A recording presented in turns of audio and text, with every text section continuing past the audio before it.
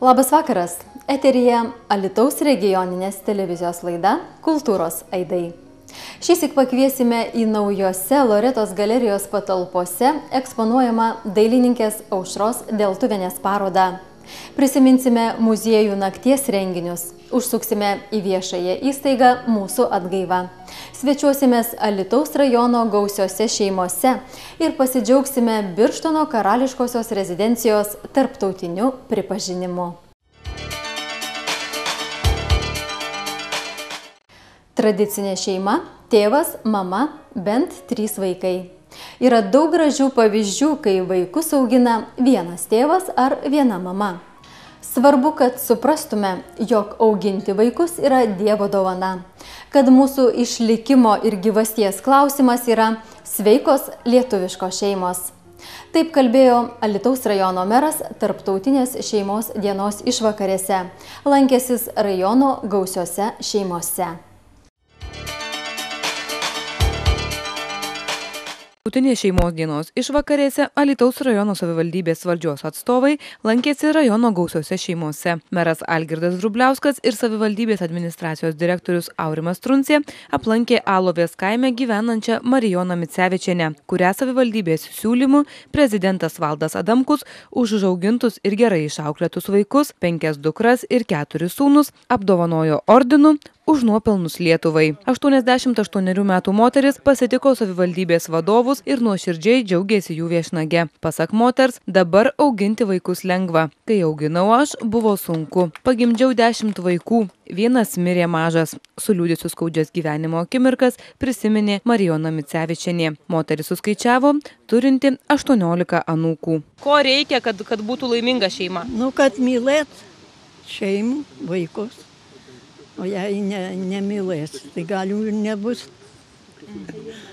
Meras ir direktorius, pabendravę su senolė, neišgirdo iš jos nei vieno priekaišto valdžiai. Valdžia nesunki, gaunu pensiją, man užtenka, sakė Micevičienė, o šalia jos buvęs žentas pasidžiaugė mamos sveikata ir savarankiškumu. Norėdamas atkreipti dėmesį į šeimos vertę ir reikšmę, motinas ir tėvus, vaikus, savivaldybės meras padėkos raštus dovanas įteikė 3 rajono gausioms šeimoms. Savivaldybės vadovai žavėjosi Kęstučio Šilalės gyvenančio Kančianų kaime Daugų seniūnijoje atsidavimu šeimai. Žmonai numirus, vyras liko su 3 mažais vaikais. 2 dukras ir sūnų auginantis Kęstutis Šilalė, tapęs našliu, kai sūnui buvo 2, jau 10 metų visą laisvą laiką skiria vaikams. Kad išlaikytų šeimą, vyriškis imasi įvairių darbų. Taiso automobilius, žemės ūkio techniką. Šeima tai ir pagrindas. Labai rimtai žiūriu. Pats save įpareigoju. Man tikriausiai taip tėvai mane išmokino, išauklėjo, kad tarp visų tų reikalų ir yra šeima pirmoje vietoje. Aš turiu tos vaikelius savo ir aš juos turiu išleisti gyvenimą. Ir tuo aš kažkaip taip, tokiu principu taip ir vadovaujuosi. Aišku, sunku, kartais būna ir palūžti, bet veikelies ir vėl eini ir vėl darai. Iki gyvenimas mylėti vaikai, tai kažkoks kaip pratęsimas šeimos, pratęsimas giminės, pratęsimas žmonijos. Šiaip aš toks, kaip, nežinau, aš gal daugiau, kai lietuvis tikras, aš gal galėčiau, sakykime, išvažiuoti ant kažkusinį, bet aš čia turiu vaikus auginti. Aš kaip save taip tokią programą kažkaip įsivedęs ir, nežinau, čia aš viską darau čia. Netiek daug tėvų, kurie tvarkingai augina vaikus vieni. Šis vyriškis yra gražus požiūrio į vaikus, atsidavimo vaikams pavyzdys, sakė meras. Normali šeima tai yra iš tikrųjų tėvas ir mama ir bulkas vaikelių bent 3, tai aš galvočiau, kad ta šeima tokia kaip tradicinė graži lietuviška šeima. O kad jinai būtų visavertė ir normali, iš tiesų labai reikia daug dalykų ir čia labai sunku būtų ir išvardinti. Bet yra labai gražių šeimų ir pavyzdžių, kaip ir pas poną Kęstą. Šiandien lankėmės, kur vienas tėvas, kas yra reta iš tikrųjų, paprastai mamos augina. Labai daug kartais vaikučių ne nuo vieno tėvelio, o čia vienas tėvelis augina 3 vaikučius, baigė užauginti, o vieną, kaip matė, 12-okį. Iš tiesų tai retas gražaus požiūrio, gražaus tėvo bendravimo su šeima ir auginimo ir atsidavimo vaikui. Kad suprastų, kad jų pašaukimas arba jų šitas, na, sakykim, nedarbas, sakyčiau, pašaukimas, Dievo dovana turėti vaikų ir juos auginti. Ir labai linkėčiau kitų supratimų, ką aš nekartą esu sakęs, kad nebūtų taip, kad, nors man atrodo, kad požiūris šiek tiek keičiasi, kad va, ta daugiavaikė šeima, tai kažkokie keistuoliai, prisidirbę vaikų ir čia visus kankina, jiems visokių reikia išmokų ir taip toliau. Tai iš tiesų tas požiūris keičiasi, kad mūsų išlikimo, mūsų gyvasties klausimas yra sveikos lietuviškos šeimos. Džiaugiuosi, kad požiūris į gausias šeimas jau gerėja, sakė rajono savivaldybės meras Algirdas Vrubliauskas. Alytaus rajone yra daugiau kaip 700 gausių šeimų, kuriuose auga 2542 vaikai.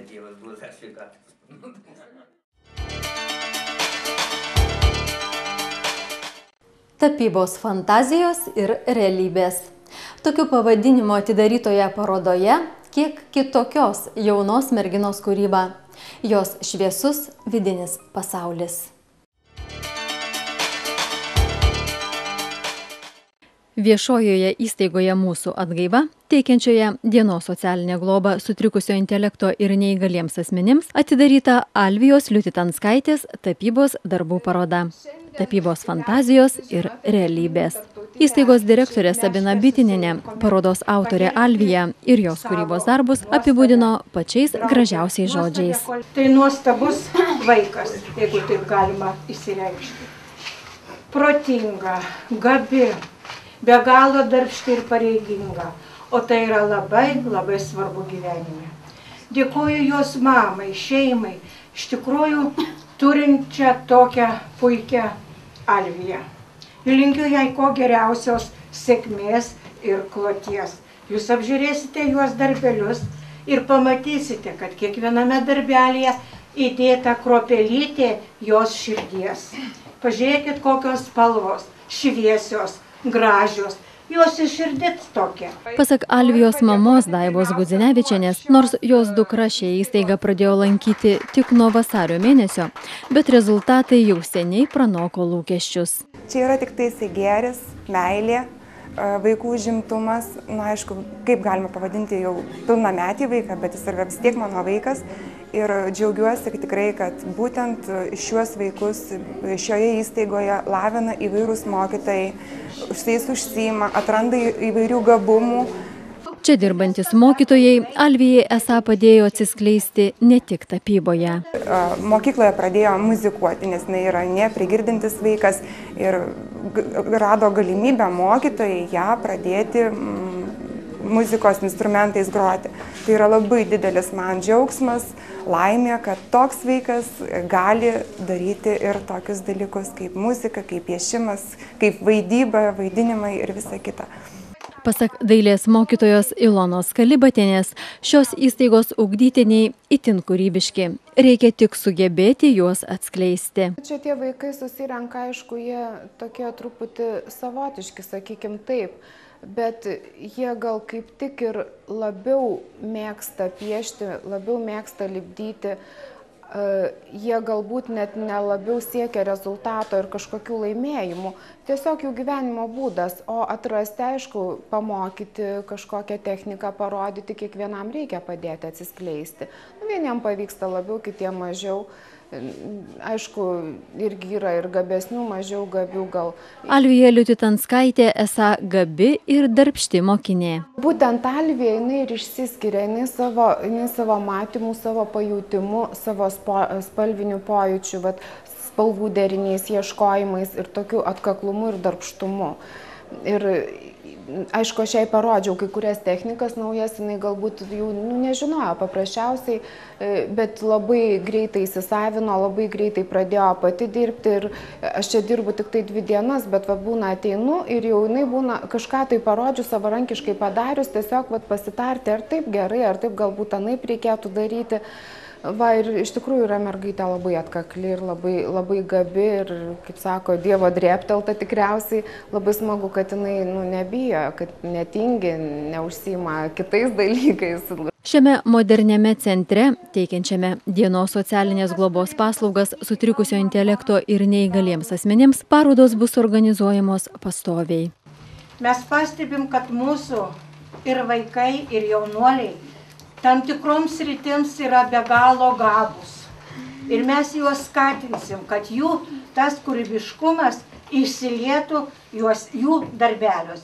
Todėl netolimoje perspektyvoje numatome parodas organizuoti Tomo Šeduikio, Giedriaus Vadeikos, bet ten darbai bus jau techninė kūryba, ten jau pjaustymas, konstravimas, va štai ten namai pastatyti, tai yra mūsų Tomuko darbai.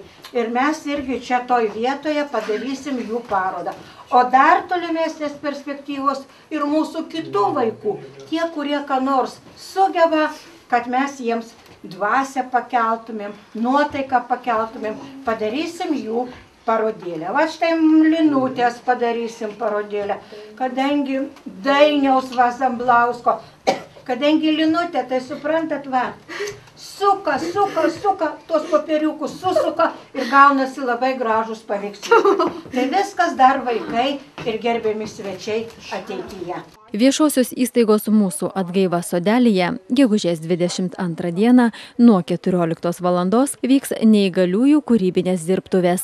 Tapyba, lipdymas, aplikavimas, prekyba neįgaliųjų darbeliais, suvenyrais. Pakilę nuotaiką palaikys ansamblis Spalvotoji gama. Organizatoriai kviečia apsilankyti. Trečiąsyk mūsų mieste švenčiamos muziejų nakties kelionė laiku maršrutas prasidėjo popietė jaukiame Leokadijos ir Algimanto Laukių kieme.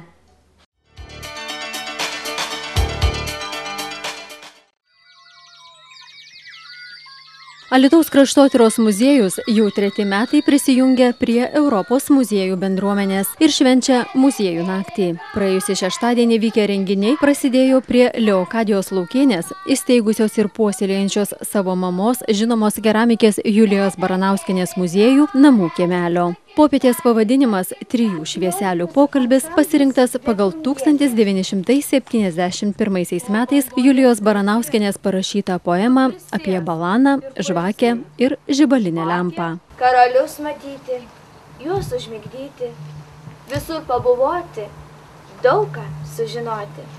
O man balanai daug geriau, balana žibėti, vargšus apšviesti ir jiems ranką ištiesti, darbus dirbti padėti, nesnausti, netingėti. Julijos Baranauskienės eiles skaitė Alytaus jaunimo centro dramos studijos auklėtiniai. Susirinkusiuosius linksmai nuteikė Anzelmo Matučio pradinės mokyklos vaikų folklorinis ansamblis Vėtrungėlė, vadovaujamas mokytojos Margaritos Ivanauskienės, bei Kraitės klubo vadovės pedagogės Svetlano Žadeikienės dzūkiškas eiliuotas pasakojimas Dėdulis ir bobulė. Menkutėj pirkutėj, prie užuolo seno, Dziedulis su bobu laimingai gyveno. Dziedulis per dienų žvejojo prie upės, bobulė dzieduliu išvirdavo zupės. Pavalgius bobulė torielkas mazgojo, dziedulis šiukšlukį paspirdavo kojų, bet rozų dziedulis parejo be ūpo, ba nepagavo ir menko kilbuko. Ir zupė pasidarė jam negardzi, ir boba tų vakarų rodės britki, o dar to šiukšlukės bado akis. Supykis dziedulis bobulai sakys, padlagės, kapsuodzis, vieni guriniai, ir kūtų per dienų sakyk man darėjai. Prieš 7 metus save atradusios tapyboje gydytojos Inos Martikaitienės kūrybos darbų paroda įnešė dar daugiau žavesio ir jaukumo į Algimanto ir Leokadijos Laukių kiemelį. Nuo vaikystės labai mėgau piešti ir pasireikšdavau galbūt tuose atsiminimų knygelėse, kaip tais laikais buvo madinga. Piešdavau savo draugams ir už juos piešdavau. Bet taip kažkaip užsimiršau tas mano hobį, kaip sakyti. Kadangi aš neturėjau tų žinių, tokių, šešėlių ar panašiai, tai nuėjau pas dailės mokyklos direktorių ir įstojau į tą mokyklą prieš 7 metus. Tai tas buvo visiškai dar neseniai. Ir ten 2 metus lankiau vakarais ir mokiausi tapybos tos. Inos Martikaitienės tapybos darbuose dažniausiai apsigyvena gėlės ir peizažai. Šalia Julijos Baranauskienės kolekcijos Velniukų šokis puikiai dėrėjo prieš mokyklinio ugdymo pedagogės Mildos Urbanavičienės sukurtos žavios raganaitės. Tai čia aš ir laikau tą pirmąją raganėlę, kurią pasivau savo dukrai Julijai. Ir nuo to pirmiausia raganėlė, paskui žaisliukus pradėjau siūti ir parodėlę žaisliukų buvau sukūrus ir Jurgio Kunčino bibliotekoje ir savo darželį eksponavom. Ir paskui tokia mintis gimė, kad reikia vien tik raganėlės padaryti. Ir 33 aš jas turiu ir nemažai dar turiu išdalinus, bet jau skaičiaus negaliu pasakyti. Pradžioje jos buvo tokios didesnės, čia irgi antra raganėlė. O paskui čia kitas su nameliais jau kūriau, o dabar tai tokia mintis funkcionales tokias kūriu maišelius raganėlės, kad jas galima būtų sudėti arba atžolės, ten rožių žiedlapius. Popietės metu jaunųjų talentų ugdytoja, dailės mokytoja Ilona Kalibatienė su jaunimo centro auklėtiniais lipdė velnių ir raganų temą. Čia pat sukurti darbeliai rado vietos ir taip eksponatais gausiame Julijos Baranauskienės muziejuje. Tądien Dzūkijos sostinėje šalia visų muziejų vyko vienokie ar kitokie renginiai. Alytiškiai bei miesto svečiai turėjo puikią progą turiningai pakeliauti laiku. Gyvenimas trumpas, tad carpe diem. Ar matei naujausią madų žurnalą atvežtą tiesiai iš Paryžiaus?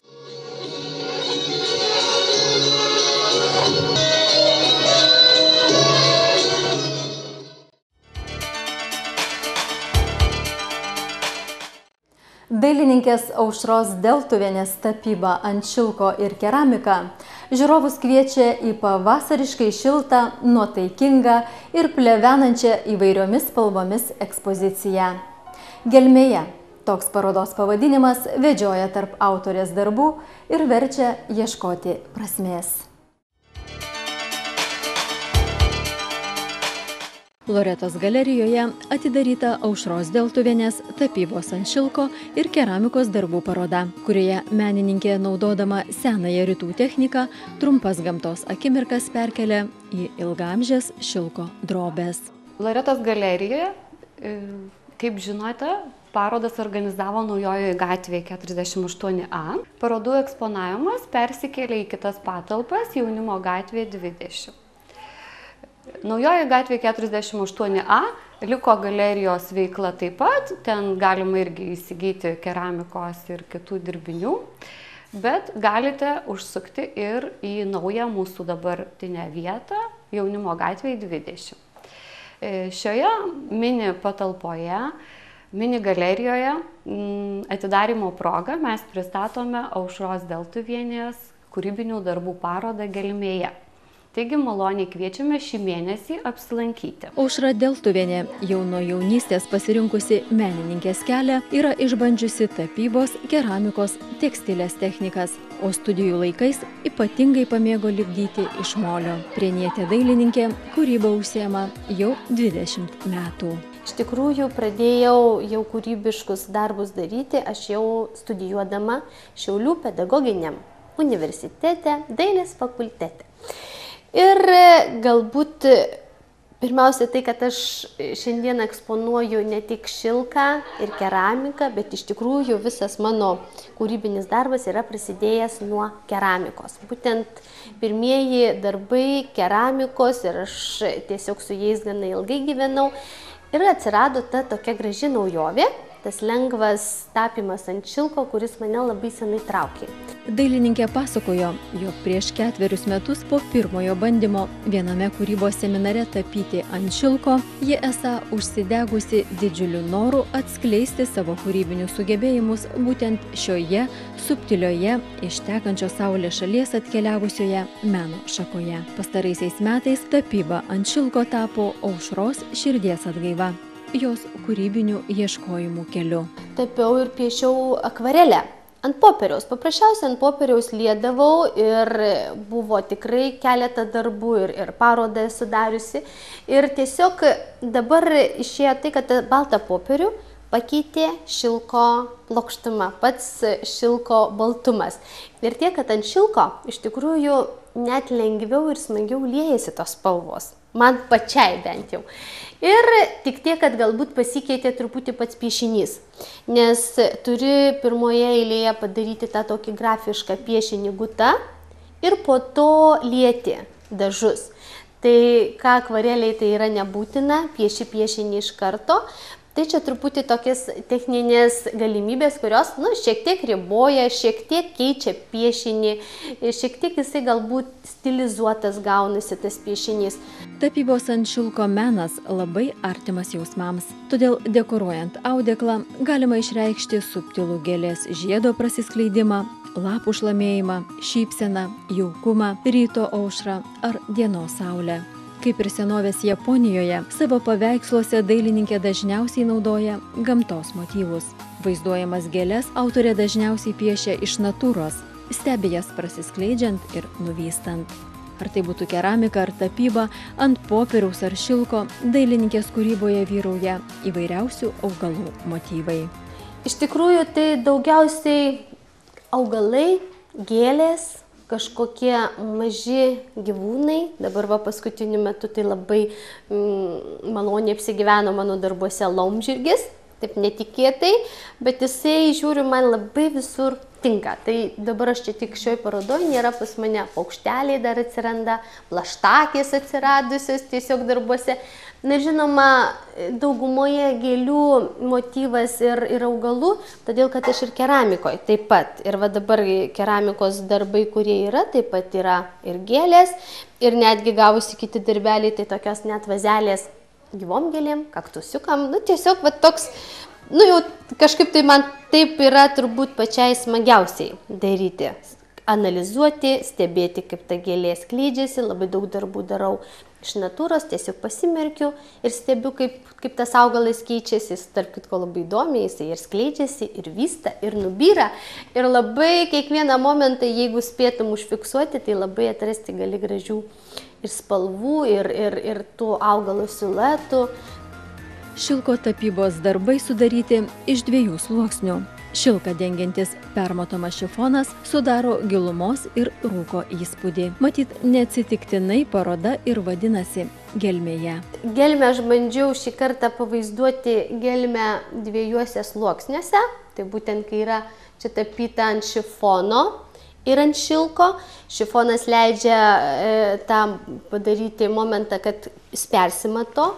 Ir čia tiesiog aš galėčiau pasakyti, netgi užuolaidų toks momentas, kaip mes kabinam užuolaidas dieninė ir naktinė, ir gali sužaisti, gali jas atvirkščiai sukabinti, tik tiek, kad jau reikia pagalvoti, kaip tai pateikti, kad rėmus reikėjo užsakyti, ieškoti meistro, kuris tiesiog tave suprastų.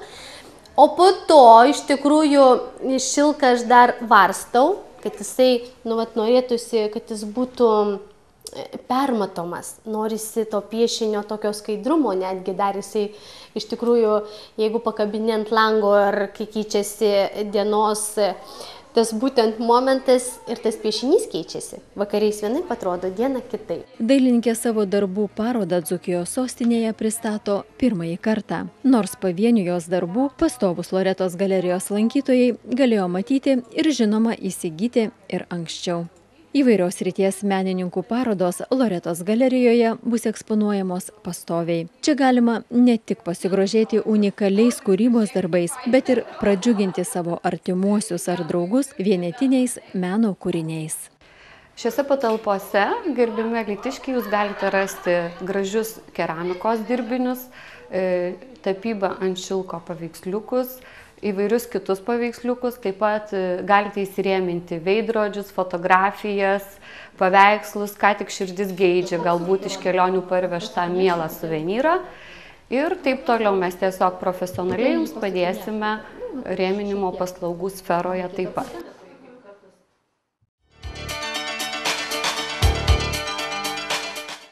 Kokios kitos parodos, kino filmai, spektakliai ir kiti kultūriniai renginiai laukia jūsų artimiausiomis dienomis, žiūrėkite netrukus.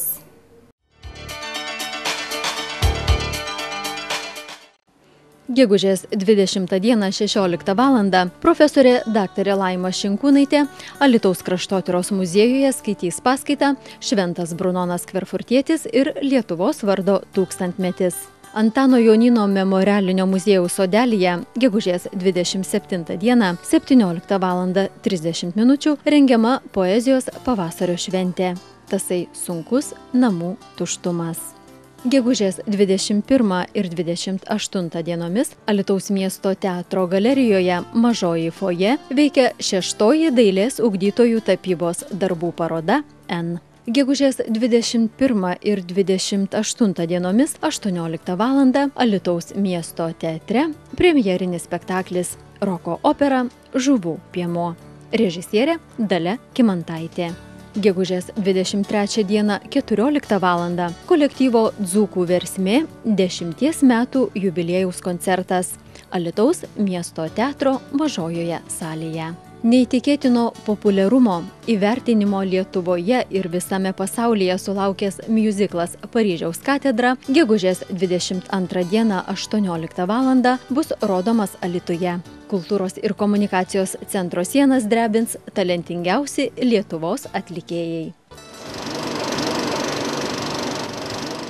Gegužės 22-28 dienomis nuo 15 val. Dainavos kino teatras rodo dokumentinį filmą Purpurinis sparnas flamingų paslaptis. Filmo sekundė primena, kad kažkur visai šalia kartais slypi nuostabus, stebuklingi, visiškai nepažinti, neatrasti ir nesuprantami pasauliai, telpantis ant purpurinio sparno. Trileris Sukti reikaliukai gegužės 22-28 dienomis nuo 17:30 min. Romantinė komedija apie sunkų moterų gyvenime filme Parduotuvių manekenės išpažintis gegužės 22-28 dienomis nuo 20 val. Dainavos kino teatre. Karališkoji rezidencija nuostabiame gamtos kampelyje Birštone, pušyne ant vaizdingo Nemuno kranto įsikūręs pirmasis Lietuvoje ir Baltijos šalyse modernus gyvenamasis kompleksas senjorams, taip pat teikiantis verslo ir poilsio paslaugas įmonėms bei individualiems asmenims, sulaukė ypatingo tarptautinio pripažinimo.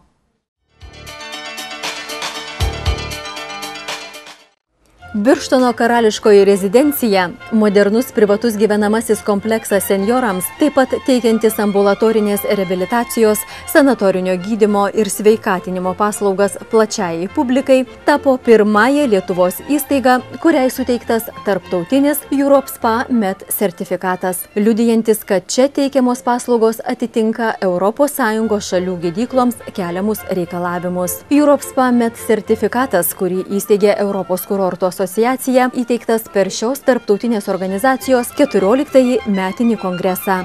Pirmą kartą vykusi Lietuvoje, Birštone. Nacionalinės kurortų asociacijos prezidentas Antanas Zenkevičius prisiminė, kad prieš 5 metus toje vietoje, kur dabar įsikūrusi karališkoji rezidencija, te buvo tik griuvėsių krūva.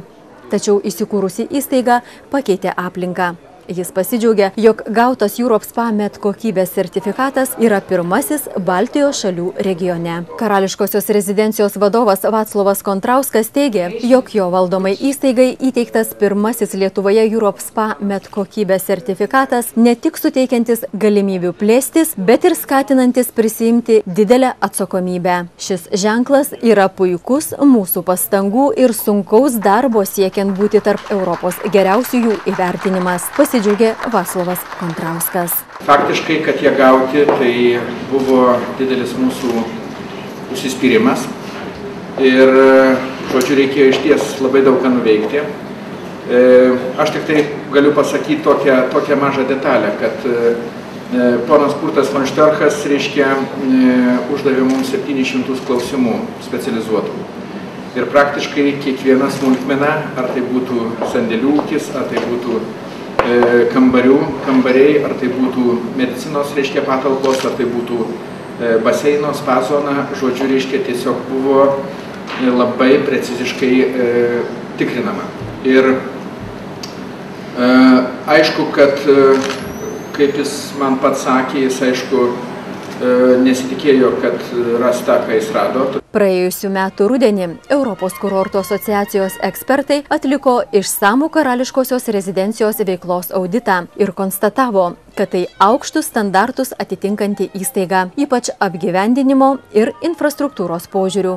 Akcentuota puiki personalo kvalifikacija ir motyvacija. Pabrėžtas karališkosios rezidencijos pranašumas – puiki kurortinė aplinka ir galimybė gydyti čia išgaunamų unikalių savybių natūralių mineralinių vandenių. Didėjant ES šalių gyventojų mobilumui ir plečiantis jų galimybėms rinktis sveikatos draudimo apmokamą sanatorinį gydymą bet kurioje ES šalyje, Lietuvos sanatorijoms ir spa gydykloms atsiveria naujos galimybės.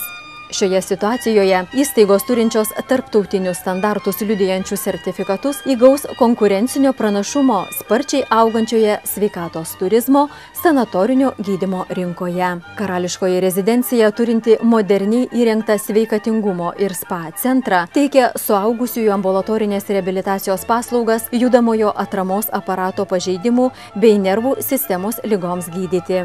Ambulatorinį gydymą rezidencijoje prižiūri gydytojas reabilitologas, kineziterapeutai, ergoterapeutas, psichologas ir socialinis darbuotojas. Į rezidencijos kompleksą, įsikūrusi Pušynė ant Nemuno kranto, investuota apie 60 milijonų litų. Daugiau nei 13 000 kvadratinių metrų ploto komplekse, atidarytame 2007 metų rudenį, yra viešbutis, restoranas su žiemos sodu, kino ir koncertų salė, sveikatingumo ir spa centras su baseinu, pirtimis bei sporto salėmis, seminarų ir konferencijų centras, biblioteka, Lietuvos kulinarinio paveldo muziejus. 1995 metais įkurta Europos kurortų asociacija vienija narius iš 20 ES šalių. Jie atstovauja nacionalinėms ir regioninėms kurortų asociacijoms ir daugiau kaip 1200 sveikatinimo paslaugas teikiančių įstaigų.